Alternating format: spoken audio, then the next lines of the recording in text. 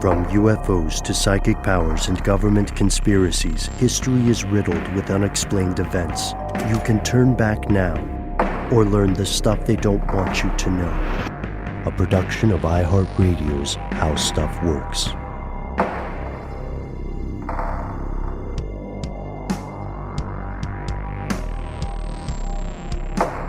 Welcome back to the show. My name's Matt. My name is Noel. They call me Ben. We are joined, as always, with our super producer, Paul Mission Control Decken. Most importantly, you are here, and that makes this stuff they don't want you to know as we are barreling toward the end of the year, if, that is, you believe in the current calendar. Yes. Right? I mean, is this the real life? Is this just fantasy? Caught in a whirlwind?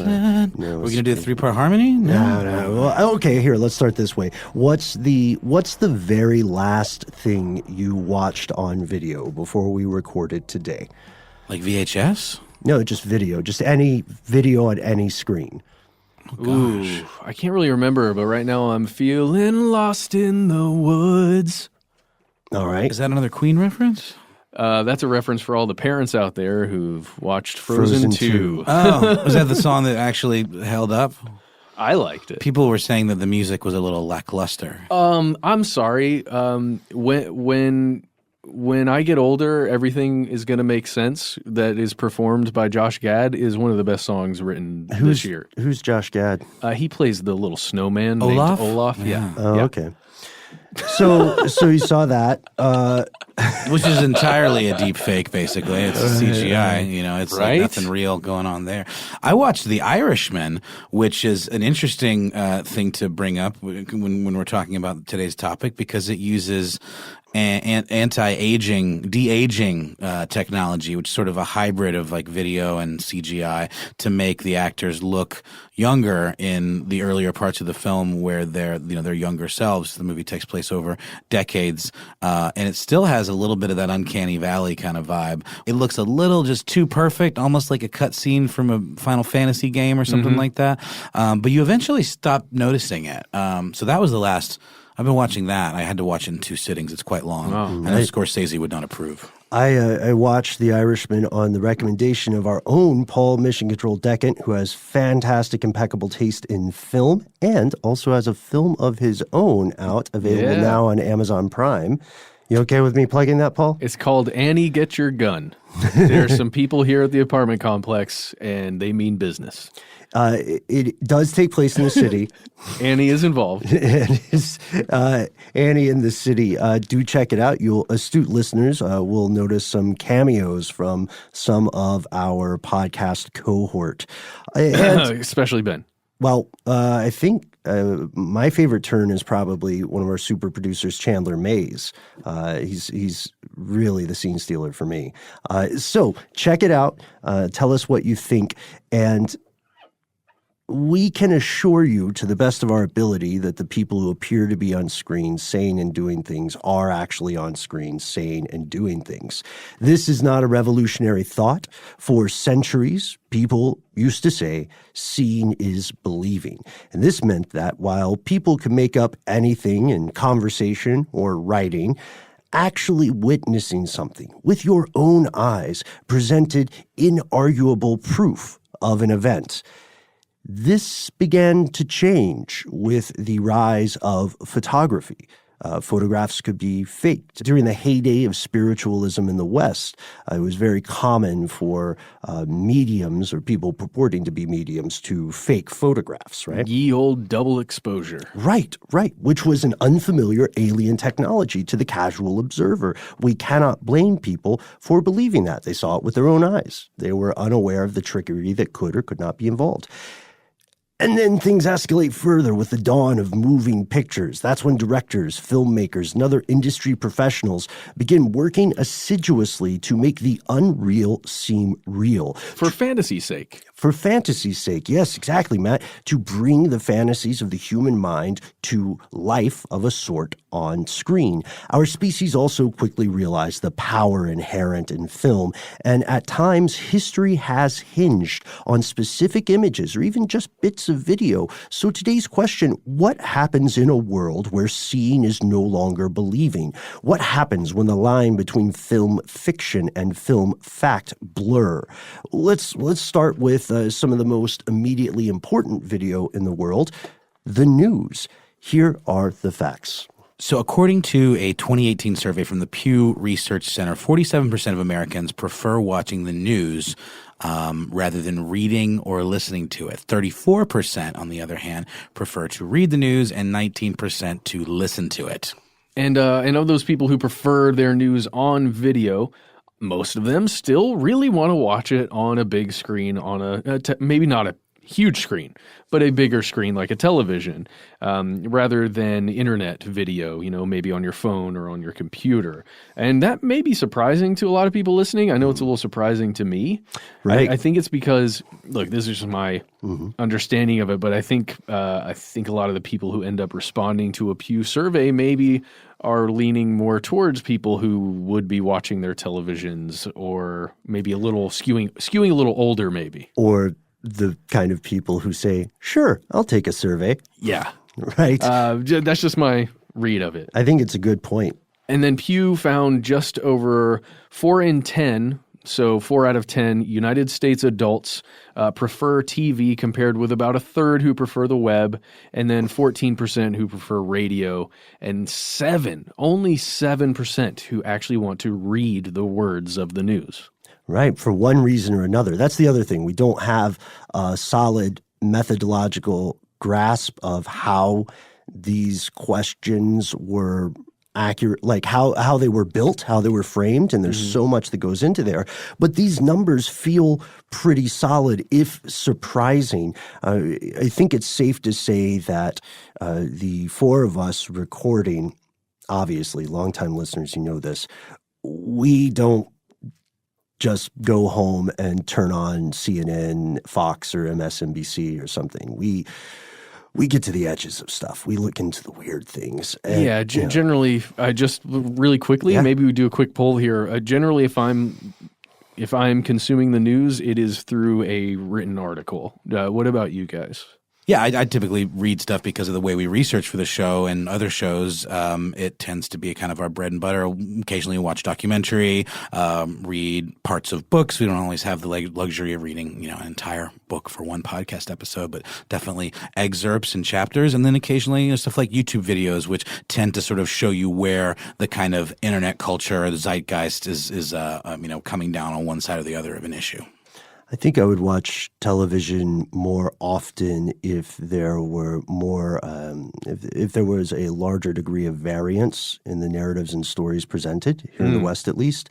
So people like me naturally end up watching things on the internet because that's the easiest way to get opposing viewpoints, right? You want to see Xinhua or Al Jazeera or RT, all of which are imperfect, then you probably are not going to see that in your basic Comcast package, right? Yeah. So the majority of Americans don't prefer online video just yet, even though, I think a lot of us listening, because we listen to podcasts, are already all up on the internet for video content, for news, right? And for, honestly, audio podcasts about the news, like The Daily or The Zeitgeist. Yeah. I mean, Daily Zeitgeist. There's all kinds of shows out there that will give you what you need in an audio way. The Economist, BBC Global News, etc. And this makes sense for us, but even if the majority of Americans, or the largest swath of Americans, don't prefer online video just yet, at least for the news, there's no arguing that the internet has made a massive impact on video technology and filming in general. And we're in the midst of this evolution as we speak. It is an evolution at a very fast cadence. The earliest and the earlier film technology, and you guys and Paul know this very, very well, like the earliest stuff was super expensive, highly specialized. It was cantankerous and it broke a lot. Add to that, distribution channels for anything filmed were owned by a fairly small number of corporate or state interest. And this meant that whether your film was a sci-fi blockbuster or whether it was just some shameless World War II propaganda, it would go through predictable channels. The same people would shake the same hands to get that to a theater or a screen near you. But the technology continued to evolve. Soon people were able to purchase televisions. And instead of relying on radios, they would be able to put an image with a sound. This played a huge role. Like the first televised presidential debate, you know about this one, right? Nixon and Kennedy? Oh, yeah. Just the difference in their appearances and how much of a difference that made outside of the words they were saying. Exactly. So people listening to the radio, regardless of political party, thought that Nixon won the debate, and people watching television, regardless of the political party, thought that Kennedy won the debate. So we were able to bring a small version of the big screen to living rooms around the world. And happily ever after, right? Yes. Yeah, well, so then we had the rise of home projectors, VHS, like you had mentioned earlier, Noel, DVD and so on. These allowed viewers more agency. You didn't just have to stick to the programming dictated by your TV channels, your CBSs, your NBCs. Yeah, it's like a rudimentary early version of what we now think of as on-demand consuming of media, which has really changed the game entirely. Right, right. And we're still, segments of the industry are still attempting to keep up with that change.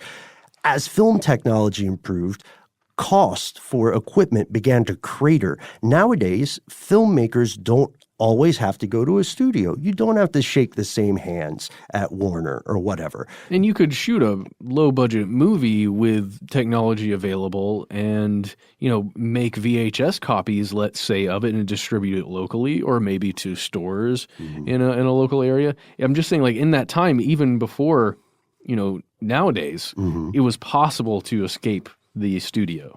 Right, right. And this escape from the studio, this exodus from the studio has accelerated the rise of home and internet video commingled, and it led us to the current world, a world in which anyone with a little bit of scratch can purchase tools to make their own video. Right. And not only is it the democratization of creating, it's the democratization of consuming because, anyone can upload a video to the internet for free on YouTube, and you can command your own audience depending on the quality of your work. Well, quality is sort of a loose term there, I guess, but at least in terms of how salacious or how kind of hooky it is and how much it grabs people's attention. You can actually command an audience of scale as a creator with very little overhead. Yeah, with worldwide, virtually instant distribution. Sick. Yeah, so if these filmmakers have an internet connection, they can bypass those antiquated channels of distribution, send their work across the planet. Anyone else with web access can, in theory, watch it to their heart's content, as much or as little as they wish. But don't feel bad for the old guard. The democratization of AV technology did not lead them to extinction. They evolved as well. Yeah, they had to. I mean, a journalist in, say, Hong Kong now during the protests that we're experiencing can immediately post video and help out those news providers, shedding light on events that might have been otherwise relegated to the shadows. Reporters in Belgium or Bolivia can record political announcements at the Capitol live and stream it to millions of viewers or followers. The president can, before having important meetings with world leaders, decide to talk for 45 minutes because the cameras are live. And other world leaders can be caught doing their own rendition of Mean Girls before significant geopolitical events. Hot mic.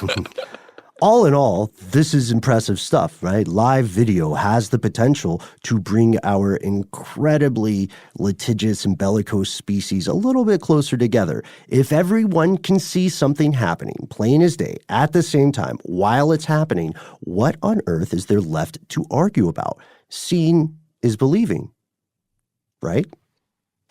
No. What? But we'll talk about it right after word from our sponsor.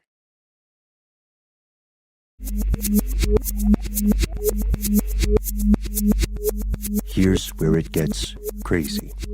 Hey, remember when we said that technology, that stuff that lets us do all the things that we like to do, it's still evolving? Remember we talked about that?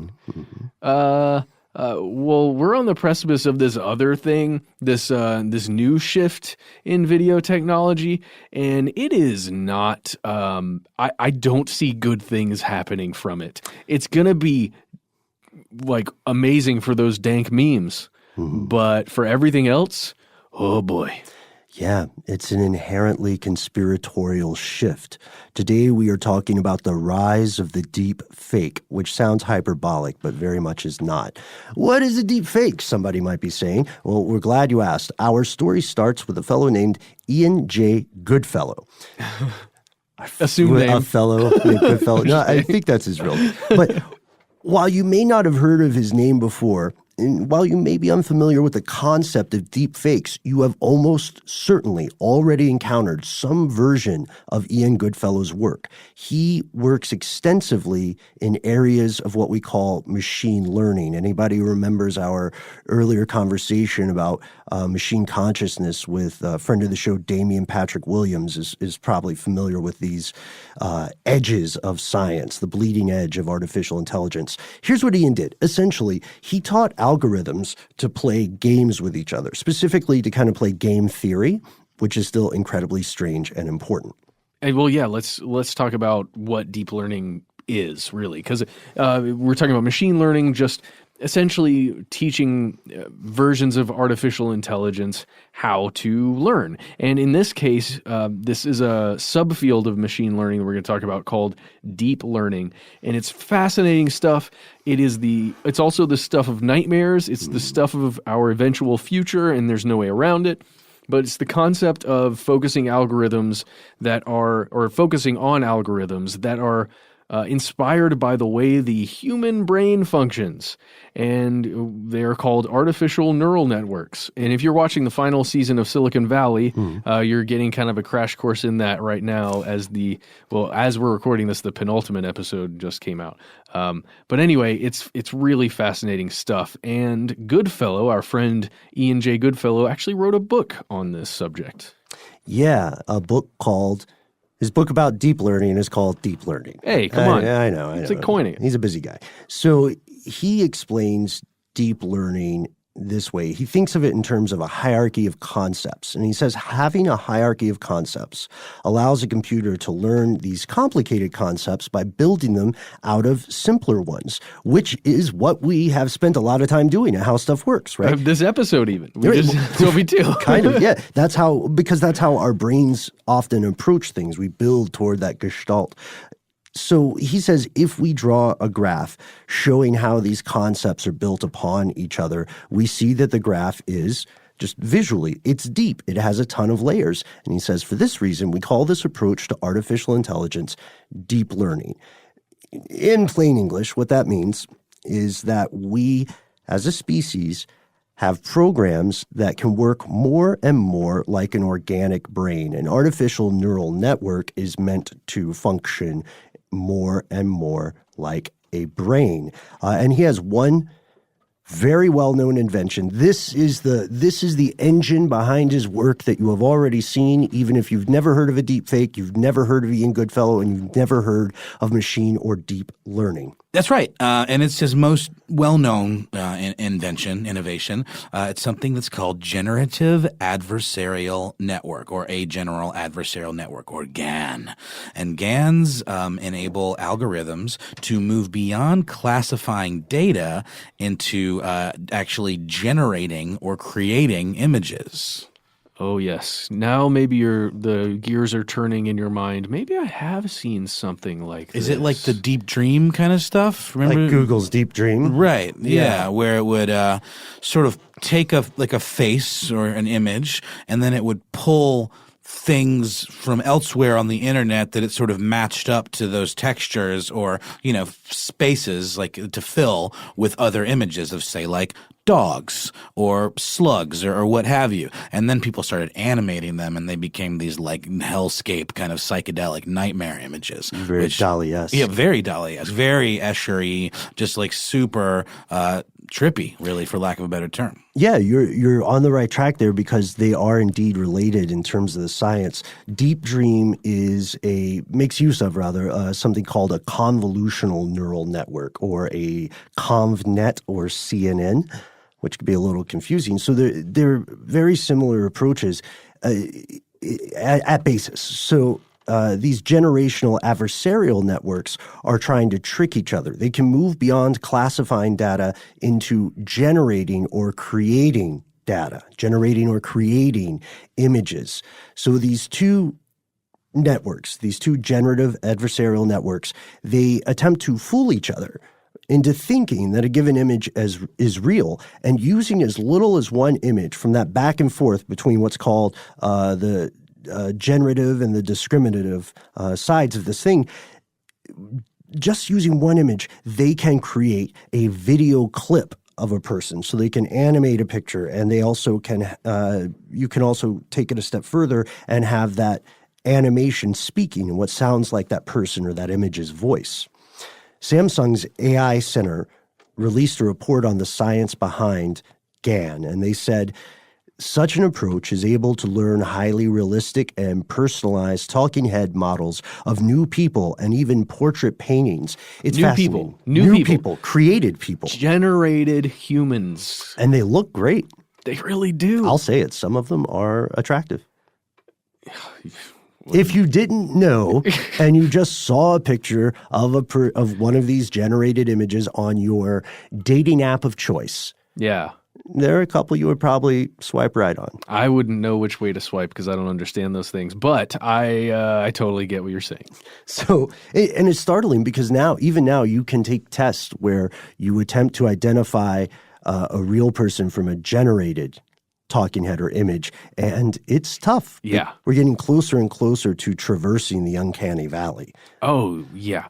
Well, and it really is frustrating that it's not easier.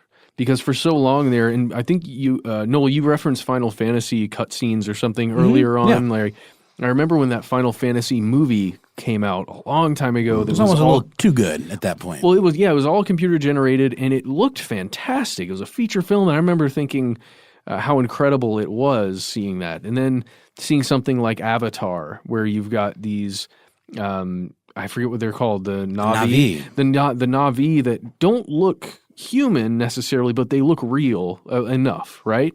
And then when you get to something like this and you're looking at these, just the portraits even, it feels pretty scary not being able to trust your eyes to know if something is real or not, even though it's generated. Either way, if it was an actual image of a person and it was taken, converted into data, ones and zeros, then displayed on your screen, that's not a real person necessarily. Sure. You're looking at. It's a representation. But just knowing that a computer can fool you that hard is pretty creepy. And very easily. Yeah. That's kind of why I wonder, too, why – well, to be fair, a lot of the de-aging stuff in movies is quite good, so much better than it's ever been. But there were a couple spots in The Irishman where I was like, really? Like, I thought the technology was better than this, and it is. But I guess it's different when you're making a younger version that has to then coincide with written lines and map up to, an actor's face and, look believable in terms of the way the mouth moves and acting ticks and all of that stuff that's specific to a scene rather than a pre-existing video of some kind, right? And it also goes down to how much existing footage they may be able to obtain of when the person was that age. So that's one of the reasons why it probably works best with celebrities and political figures, because there's just, not everybody did Taxi Driver when they were a kid. That's right. Right? Yeah. So the stuff with De Niro specifically, I would argue he just always looked vaguely in his late 30s to early 40s and somewhat perturbed. Like, right. Was it a shart or is he mad about a relationship? You know what I mean? His face has a story it tells. It's very true. I want to bring something up here quickly with the high-priced effects that were going on in a movie like The Irishman with these aging effects. These are designed to be displayed in the highest resolution possible. So you're talking 4K, 1080p, something like that. It's designed to do that, right? It's on a streaming service. They don't know what you're going to play it on, what screen, but it's got to be high res, right? And what we're saying is it's fairly easy to discern that something is going on here at that high resolution.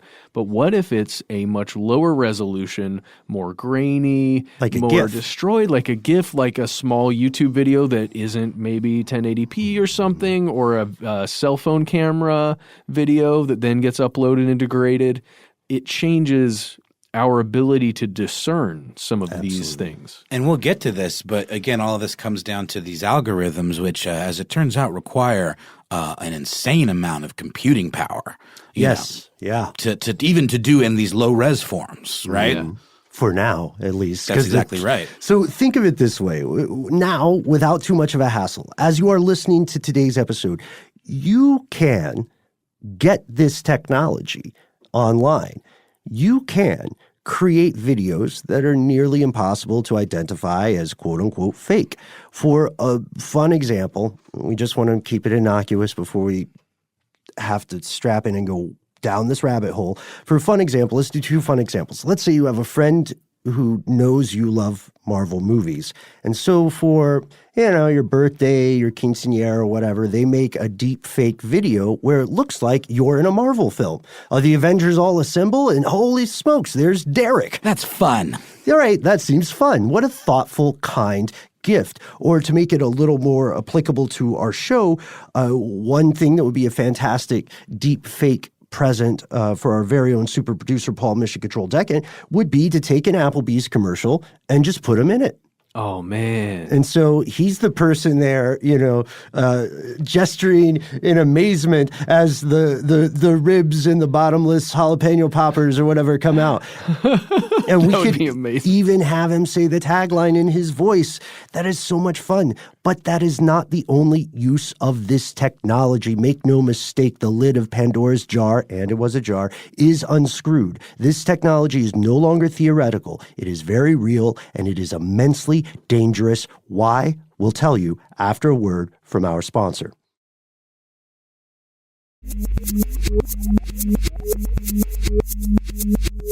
Psych, we're not going to tell you.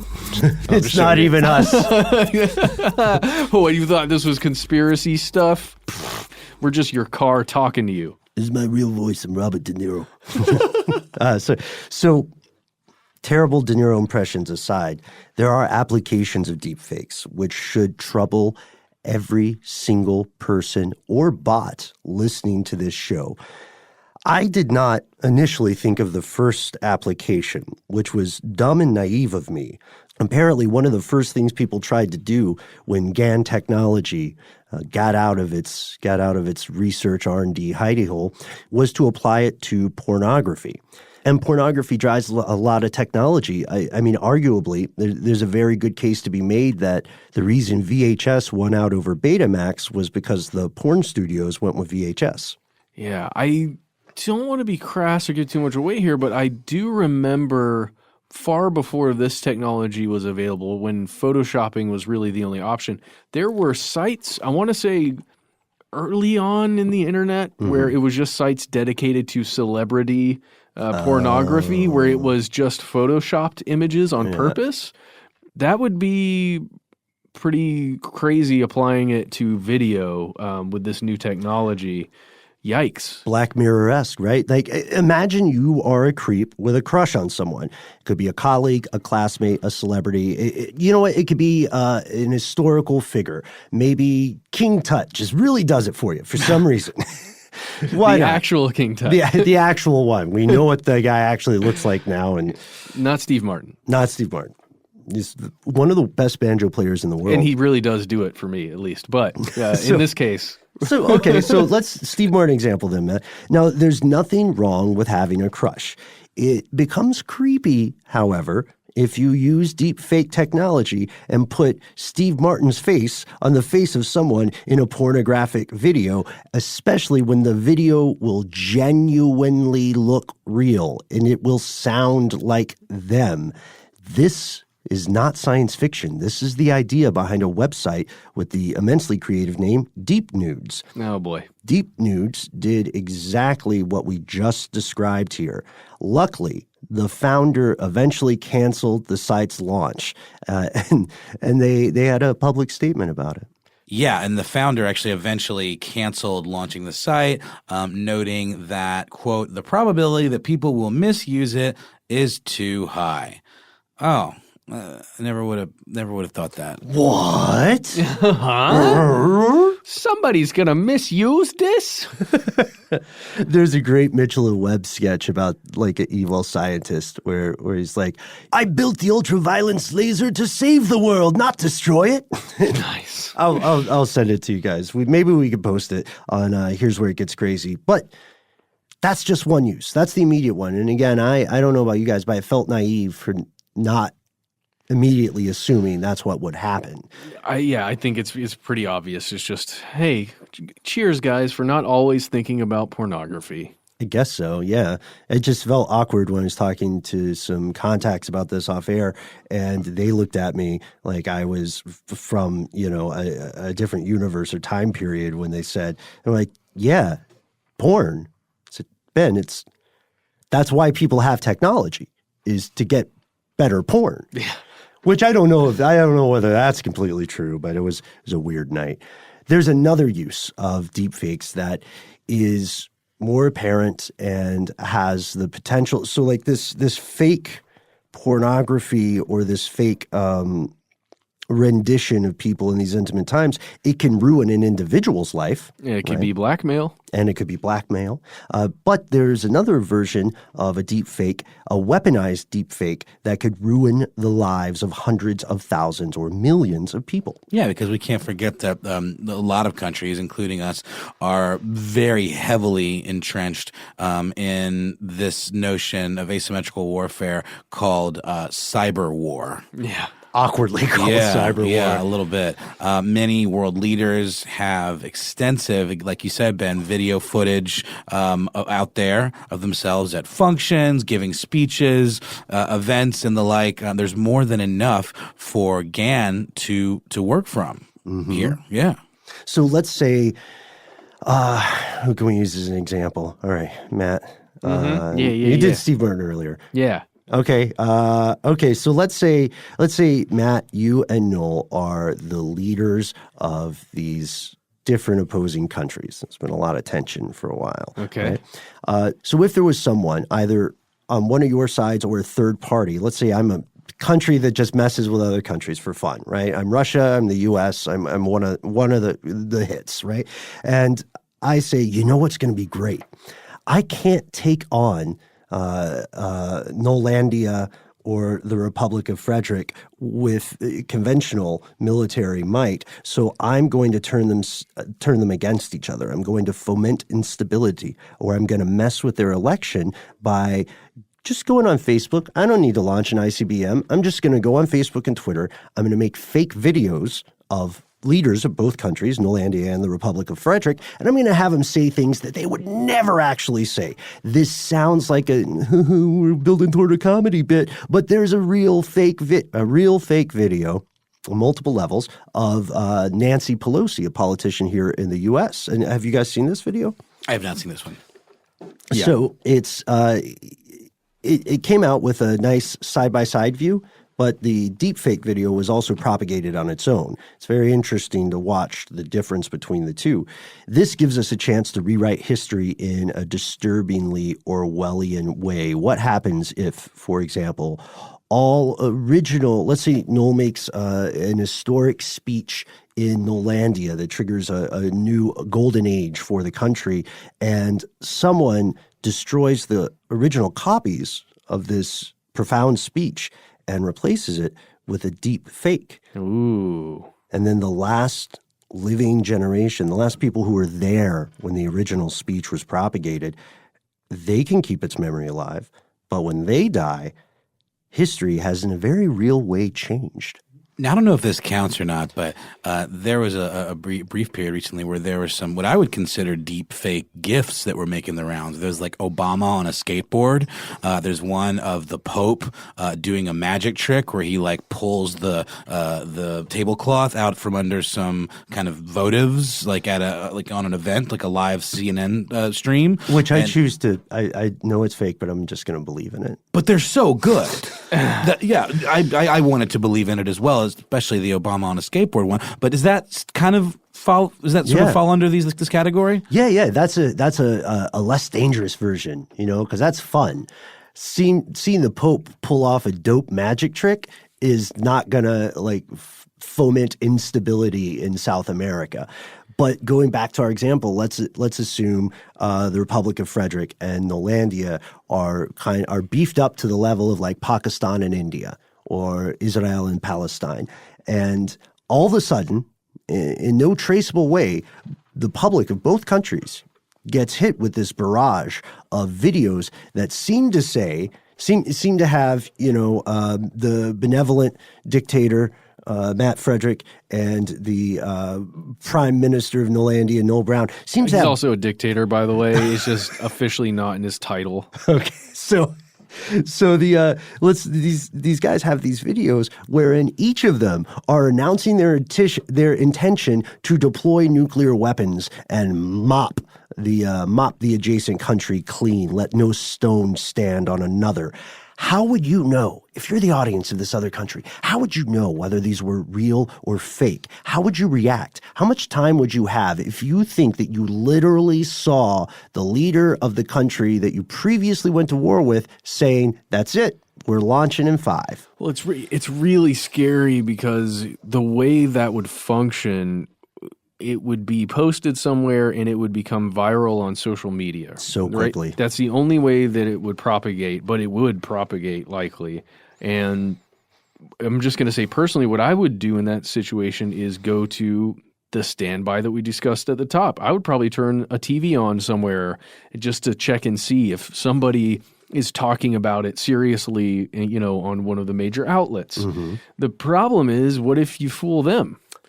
Which happens all the time. Yeah. Well, even with quote unquote fake news, everyone's so into getting the scoop with the fast cycle, the turnaround of news that everyone wants to be the first, so they tend to not vet things like they used to. And that's how you often get these misreporting of election results, et cetera. And this is just a perfect example. If someone's like, here's a good example, there is a deep fake Donald Trump P-tape that's out there. Mm-hmm. What if that had been pushed out, by, let's say, a network opposing the Trump administration? That didn't happen. Now that we know a little bit more about deep fakes being a thing, maybe there's some caution. No one wants to be the news agency that does that. But with a inflammatory enough thing, maybe you don't have time to think about it. Well, see, here's what I wanted to bring up. In the examples we're talking about with a speech or something that exists. So in theory, you would take the base level video of the speech and maybe that audio, then you'd manipulate the audio and then the face, right? Or something to where the words being spoken are different on that video. I think the scariest versions of this, are where it's supposed to be a hidden camera or something, where it's, like I was saying before, it's so degraded, it's difficult to truly make out what's going on, but you can tell that, that's definitely Billy Eichner, or you can, your brain is at least telling you that, and it sounds like Billy Eichner's voice saying things. Who's Billy Eichner? Billy on the Street. He's a comedian. He was in Parks and Rec. He's the really wound up guy from Eagleton that ends up working in the office when they combine.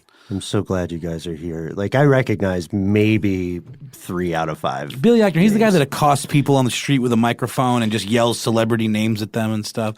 I thought that was Will Ferrell doing Harry Carey. Well, he does that similar too. bit. Yeah, sort of. Okay, but sorry. I'm sorry. I'm derailing It's us. okay. Please. But the point is, there's a human being that that is famous for one reason or another, possibly powerful, and their voice is being manipulated. But the video itself isn't something that you can reference to like a speech or to a movie or something that you remember, you can verify with, it looks like a brand new video, but you can still tell that it's that person, their mouth is moving, and the words coming out are something awful. I feel like we're putting this in an accurate, humorous way. We do have to emphasize this is a very scary thing, Matt. You've built a beautiful example that leads us to another nefarious use of deep fakes, which will happen. It absolutely will happen. False accusations. Yes, exactly. So according to Andrea Hickerson, who is the director of the School of Journalism and Mass Communications at the University of South Carolina, this is a problem because at the most basic level, deep fakes are lies disguised to look like truth. And Hickerson says if we take them as truth or evidence, we can easily make false conclusions with potentially disastrous consequences. So if you want to ruin someone's life, you want to smear a political opponent, or you just don't really like your neighbor, you don't like their vibe, it just irks you, then you could, with this capacity in the future, you would be able to make something where it appears that they're saying something terrible, where they're like, yeah, I don't know, kicking puppies, burning buildings, just whatever to feel something. You know what I mean? Also, I rent scooters and I leave them in the middle of the sidewalk because I'm that guy. I'm the one. And then it would look real. But if we go back to Orwell, this becomes even more dangerous because we have to consider activism and heavy-handed state actors. It's already dangerous to be an activist. To Noel's example about Hong Kong, right? People are in danger. People are dying. They're fighting an authoritarian, massive state. So currently, state, corporate, and criminal actors seeking to silence dissidents all use the ordinary toolkit of suppression, all the time-tested stuff, all the smooth jazz, all the hits, threats, violence, kidnapping, smear campaigns, incarceration, disappearing, and, of course, assassination, the breakout single of suppression, right? Oh, man. Yeah, but soon, even as we record this, state actors will have a new and powerful tool. If, for instance, you are protesting something and you are the leader, the face of activism in, say, Hong Kong or one of the many other places around the world where protests are active, the authorities or the opposition would be able to make videos in which you are on camera disagreeing with the status quo, saying, hey, they were right all along. I had a change of heart, and I want to confess that my motives were not pure. I was paid by someone else to do this. So I apologize. I'm turning myself in. And then the actual you finds out about this when your confession is aired on the news and people start contacting you. Yeah, that is an intense, hypothetical currently situation. It's going to happen. I know. I know. Right now, it's just, it is possible. Well, that leads us to a lot of things that need to happen or potentially are going to happen. And I want to lead with this. It's really interesting. In the law now, and lawyers out there, correct me if I'm oversimplifying this, but video evidence isn't like the end-all, be-all already, right? It has to fit a couple of requirements in order to be admissible in the first place, which is relevance and authenticity. Yeah, so which is chain of custody. Chain of custody. There's a lot of things that go into that, and we're going to get into that in a minute, and also potentially what might have to happen as this technology gets better and better. But video evidence can be considered hearsay if there isn't someone to corroborate it. If it's the only evidence, that's not a great case. An eyewitness, I was just saying the good crime shows, an eyeball witness is really your best bet to getting a conviction. Video and video alone, if that's all you got, especially if it's like grainy security cam footage, a lawyer could say that is not a reasonable representation of the subject being displayed or in question, etc. But what this comes down to is like, when is the law going to catch up to this new technology in terms of that chain of custody? God. Because that's the thing. If we can't believe our eyes, like we said at the top of the show, you said, Ben, seeing isn't really believing. How do we authenticate this stuff? It's going to have to be that chain of custody that's kept under lock and key. So we know that the footage we're seeing was captured and then disseminated with no in between. Right. Just video is not enough. That's why Bigfoot will never see a day in jail. Ever. and he needs to be there. He really does. But, here's the other thing. We can't trust our memories either. We're talking about in court, video without corroboration from a witness doesn't work, and the witness is the best way, the eyewitness. But the eyewitness is very unreliable. It's perhaps the most unreliable thing that exists as far as evidence goes. Mm-hmm. So what the heck do we trust when it comes to evidence of something that actually happened? The approach is one of accretion, of aggregation, right? You have to have multiple, like Noel said, you got to have multiple things so you can triangulate a little bit, say, yeah, memory's imperfect. We can't trust video alone, but we have video and we have a witness. And then maybe we have some other forensic evidence like a gun, casings of spent shells were found and they match the gun. I completely agree, and you're right. It's just what worries me is that what is stopping, let's say, world leaders and powerful people who do wrong things where an actual video is taken, maybe a surveillance cam video is taken of some wrongdoing occurring. Let's say as high as an assassination, as something as dire as that, occurs on camera, but there are no witnesses. But for sure on camera, there is a world leader shooting somebody in the head. What is stopping them from saying, oh, well, that's a deep fake video, obviously? Exactly. I'm so glad you said that because that's the other side of the coin, right? If you are caught on video doing something despicable, doing something illegal, whatever, you can just say, I have enemies. This was a deep fake. My ex hates me, or I am doing work for, I don't know, whatever, a union or something, or an NGO. So there's not a very good way to refute that other than having to resort to as much other corroborating evidence as you can. And then again, you have to rely on, like you said, those eyeball witnesses whose memories at times can be very financially motivated. Wow. So in the end, we're relying on law, which is such an old concept. Right. I think this is where you were going, Nolan. I know this is something we've talked about on this show so often because it's so important. Technology will always outpace legislation. If we finally get around to making a law about something, the horse has already left the barn. The detainee has already pulled the black hood off and is well on their way to international waters. Oh, jeez. In the summer of 2019, the U.S. House of Representatives Intelligence Committee sent a letter. They didn't pass anything. They sent a letter to the big socials, Twitter, Facebook, Google, asking them how these sites planned to fight against deep fakes, particularly in the 2020 election.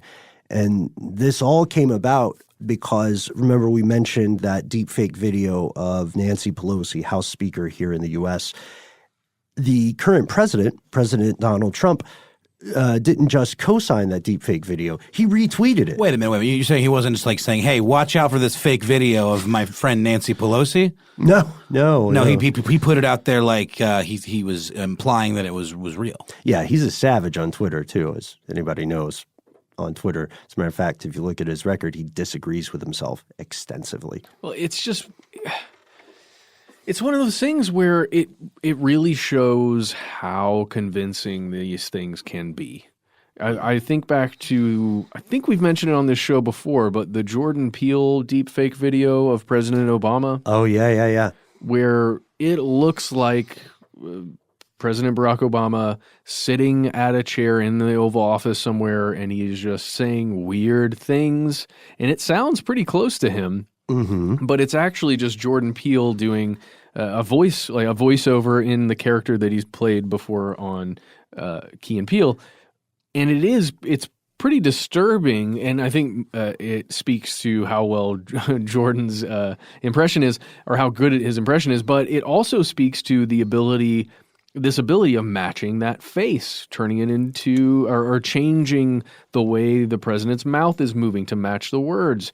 And if you imagine the technology that is coming out right now, where you can take 5 seconds of any voice recording and then you can recreate that voice saying anything you want it to.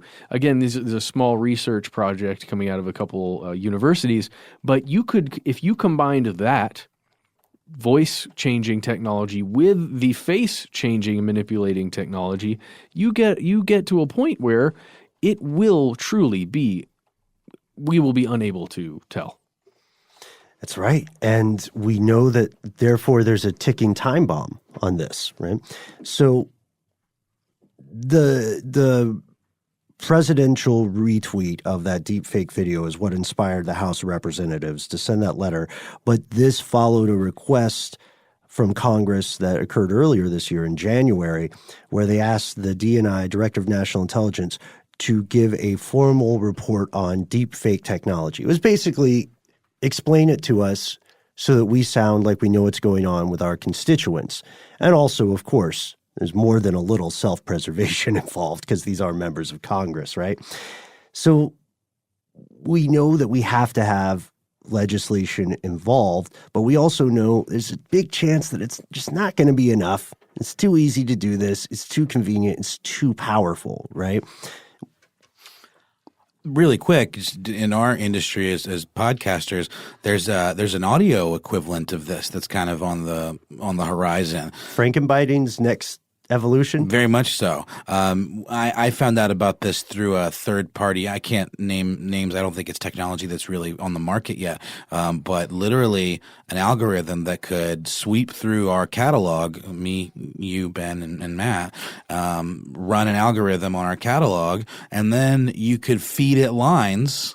And it'll approximate our voices, and I've heard it in action, and it does a very convincing job. And on the one hand, we could say, "Oh, cool, we don't have to read ads anymore." But on the other hand, we could say, "Oh, cool. No, we don't have jobs anymore We don't need podcasters. we don't need podcasts anymore." I'm just saying, like the implications of stuff like this, it's always more far-reaching than you would originally think. Well, you know, that's why Dan is ending Harmontown. It's because he's just going to take all the voices and bot them together and make a whole new podcast that he can just write.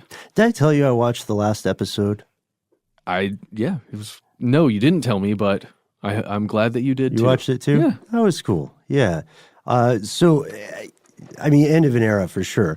But then now we have the scary proposition, and I think I'm familiar with what you're talking about, Noel. We have the scary proposition where if someone has enough audio footage to pull from, then Harmontown would never have to end. It would just get really weird because the technology would still need to evolve. I'm telling you, that's what he's doing, guys. That's what I'm saying. Like, he's going to make Rob Schraub say whatever he wants. It's going to be amazing. Well, I'll tune in.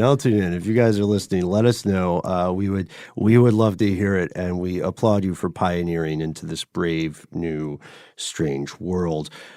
Government institutions, like our favorite mad scientist, DARPA, and researchers at colleges, like you had mentioned, Matt, Carnegie Mellon, University of Washington, Stanford, so on, are also experimenting with deepfake technology. They're experimenting in two different but very related paths. One, they want to figure out how to use it, how to make it better. And two, while doing that, they want to figure out how to stop it. So these goals are kind of contradictory unless they build in some kind of equivalent of a governor switch. You know, like for anyone unfamiliar with automobiles, some engines have a specific switch in there that limits the performance of the engine. The governor. Oh. Right. Like in long-distance trucks especially, there's a company, I only know this because I knew a guy that was a long-haul truck driver, and there's a company called Swift that everyone jokes in the industry stands for sure wish I had a fast truck, because they are notorious for putting governors on there that, I mean, I guess it's a calculation you make as a business in terms of the risk, you know, versus like how fast can we get there versus how likely are our drivers going to drive too fast and potentially put themselves at risk and others and, you know, open up for liability and lawsuits. But yeah, that's absolutely a thing. So Bluebird buses would be another great example, and they have their own very interesting story. Bird scooters have digitally triggered governors where like we have an area in town called the Beltline where it geo-targets that area, and when you ride them on our Beltline, which is like almost like the High Line in New York, it's like a walking trail but you can ride the scooters,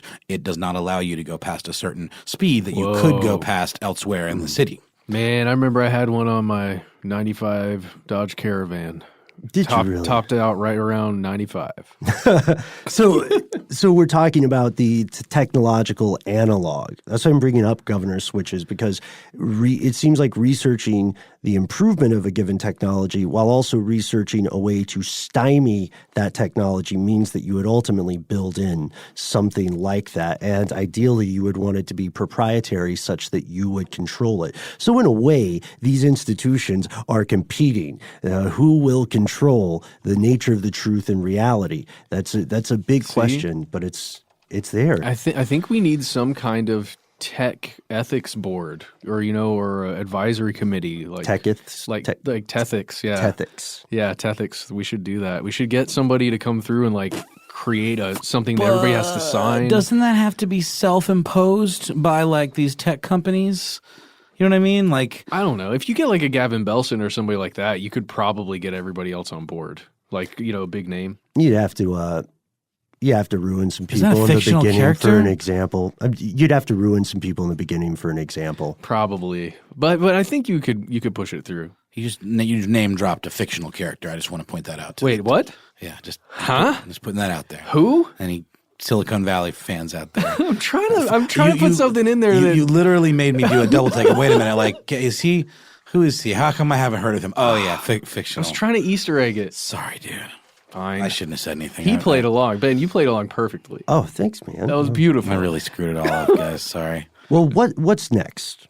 Really, I mean, I think right now, regardless, there are people who are pro deepfake technology. There's a very convincing argument, or I think a very exciting argument, that this could fundamentally change what we think of as film as entertainment. Because imagine you have the perfect role for an actor who has passed, and you want them to be in your film. With this kind of technology, you can do it plausibly. And that means that, coupled also with machine learning writing of fiction, we could arrive at a time in our individual or collective lives where a film is made without human involvement on the creative end.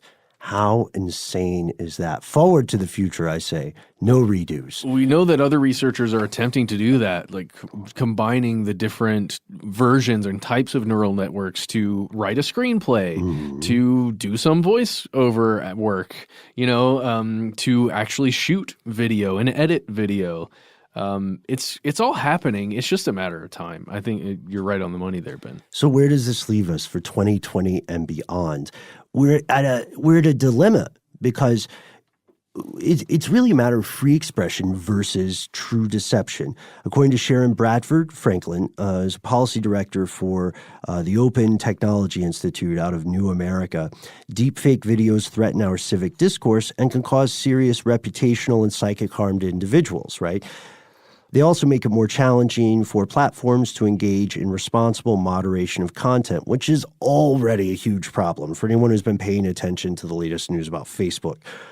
While the public is understandably calling for social media companies to develop techniques to detect and prevent the spread of deepfakes, we must also avoid establishing legal rules that push too far in the opposite direction and pressure platforms to engage in censorship of free expression online. So to take your earlier argument, which again, Matt, I love, where someone says, that's not me, this is a deep fake. Yeah. What happens if you were posting something, let's say you're an activist, or you've a whistleblower. Or a whistleblower, yes, even better, and you propagate this film that is indisputable proof of the shenanigans you said were occurring all along, and then the people who have their hands on the switches, their fingers on the faucet, they just say, "Oh, that's a deep fake," and they turn it off. We were always at war with East Asia. You know what I mean? Yeah. It's harrowing when you put that at the end, Ben. We were always in war with these things. Right. I mean, but where do you think this is going? I would say one person's opinion that it's going to continue. It will not disappear. I will say, if you want to see a really, really jarringly good example of what this can look like, it's a video of Bill Hader on, is it the Letterman show? No. Yeah, it was an older. It's a talk show. Yeah, they took an old clip. It was an old clip. It's of Bill Hader. I believe it's the Letterman show. Or it might be Conan. And he's telling the story about meeting Tom Cruise at a party of some kind. It had to do with no, he know what it was. He was in that movie Tropic Thunder with Tom Cruise, and he meets Tom Cruise at the premiere. And Bill Hader at this point isn't like huge. He's on SNL. He's known for doing impressions, etc. So, of course, when he's telling the story, he's doing the Tom Cruise impression when he's doing Tom Cruise's parts of the story. And he's a great impressionist. And in this video, every time he starts to lapse into the Tom Cruise voice, his face turns into Tom Cruise. And it is jarringly good. And it's borderline like it makes your brain kind of like spasm a little bit because it's just so good. He also does a great impression of Arnold Schwarzenegger and Al Pacino, I want to say, and you can see the same technology at play. The Tom Cruise one, I would say, is the best example because their faces are already a little more similar. Well, this one even though goes a little further where he starts to do a Seth Rogen impression later, and then his face becomes Seth Rogen. But the way it does, it morphs where it just like for a split second, it'll be Seth Rogen, and then it's back to Bill Hader. But the Tom Cruise parts are shockingly good. It doesn't look like mapping. It doesn't look like projection mapping or, it really very much is like he becomes him. And everything seems – you can tell it's like pulling from something that Tom Cruise did where he was acting, but like you said, Ben, this video that we're seeing doesn't really exist in the wild. It's like a – composite of like all of this stuff that's out there, right? Are you seeing it, Matt? Oh yeah, I've seen it. And there's one that's called the deep fake impressionist or deep. There's another impersonator. It's a Instagram account that I follow as well that does a lot of these. Oh, okay, yeah. All I know is this one guy that I've seen several videos of. I couldn't even tell you his name right now, but he got together with somebody. They made an entire video of nonstop versions of this, and it really is convincing. Crazy. And this is just the beginning. People will look back on this era as the halcyon days of discernible fakes. At least if this continues. Just the time of us knowing what was real and what was not. Right. Where do you see this technology going, folks? We want to pass the torch to you. Let us know. And on the way, send us your favorite deep fakes. You can post them on our community page. Here's Where It Gets Crazy on Facebook. You can find us on Instagram. You can find us on Twitter. You can also find every episode we have ever done on our website, stufftheydon'twantyoutoKnow.com. And we don't put this out there enough, but as the holidays are coming around, remember we've got a TeePublic store. So if you want to get some awesome stuff they don't want you to know, mugs, gifts, whatever it is, mouse pads, do it. And look, candidly and upfront, we get a tiny, tiny, witty bitty percentage, but you are supporting our show by doing this. And the designs are cool. They're really cool. I genuinely wear my new red stuff they don't want you to know shirt all the time. Ben's got the old school. Oh man, that's awesome. The text version, like a Superman move, right? Look, we feel weird wearing our own thing, so a lot of times we do what Ben's doing. You put something over it, but when you wear it, it's almost like, for me, like having the Superman's thing on. I wear the stuff they don't want you to know signature tighty whities. What? I wear the stuff they don't want you to know snuggie. Do you actually have underwear? Custom made, yes. Oh my God. I don't think TeePublic offers it. I had to outsource it. And more importantly, we have a good authority. I don't know if you guys get these texts too, but every time somebody buys something from the store, I get a text from Connell that just says, "One more day." Yeah, I'm not on that chain, but I'd like to get on there. That would be fun. Really, it would really just fuel my my neuroses. Yeah, right. What if maybe you're listening and you're saying, okay, even if I assume that you guys are real and your voices are not being faked by that technology you alluded to earlier, I hate social media. I think that real conversations have to happen on the phone because that's how I am. What do you do then? You can call us. We are 1-833-STDWYTK. Leave a message. Tell us what you think. Tell us about a deep fake video. Maybe make a deep fake video and send it our way. Whatever. It doesn't matter. Just call us. Tell us what you think about this episode and give us suggestions for other episodes.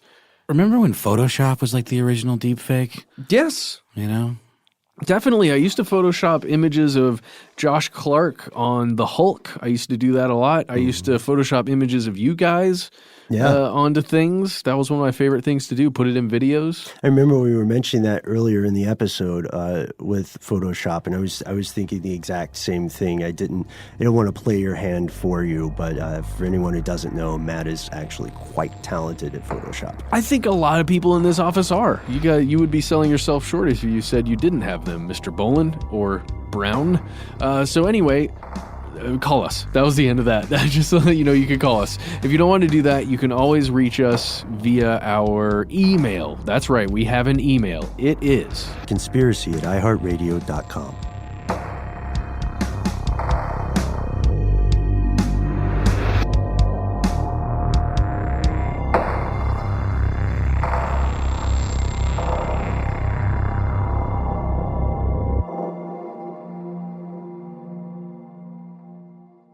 Stuff They Don't Want You to Know is a production of iHeartRadio's How Stuff Works. For more podcasts from iHeartRadio, visit the iHeartRadio app, Apple Podcasts, or wherever you listen to your favorite shows.